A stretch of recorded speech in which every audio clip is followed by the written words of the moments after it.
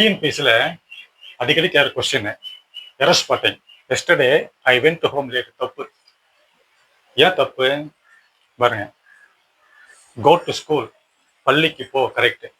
Go to hospital, மருத்துவமனைக்கு போ, correct. Go to library, நூலகத்துக்கு போ, கரெக்ட். கோ டு கார்டன், தோட்டத்துக்கு போ, கரெக்ட்.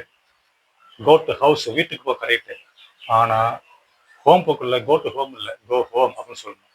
அப்படி கோ டு ஹோம் போட்டால் தப்பு. பார்த்தா எஸ்டர்டே ஐ வென்ட் ஹோம் சொல்லுவேன். எஸ்டர்டே ஐ வென்ட் ஹோம்னு சொல்லணும். அப்போ எல்லாத்துக்கும் டூ போடணும், ஹோமுக்கு டூ போடக்கூடாது. I went to shop, correct. அதில் ஸ்கூலில் சொல்லுவாங்க go to kitchen, go to office room, go to play ground. Go to home இல்லை, கோ ஹோம். அப்போ ஹோமுக்கு முன்னாடி டூ வரக்கூடாது. இந்த கொஸ்டினை டிஎன்பிஎஸ்சி மாத்திரமல்ல 11th 10th 6th error spotting topic கேட்குறாங்க. அப்போ ஹோமுக்கு முன்னாடி டூ வரக்கூடாது. இன்னொன்று, நான் வீட்டில் இருக்கிறேன்னாக்கா அதை ஏற்கனவே பார்த்தோம்.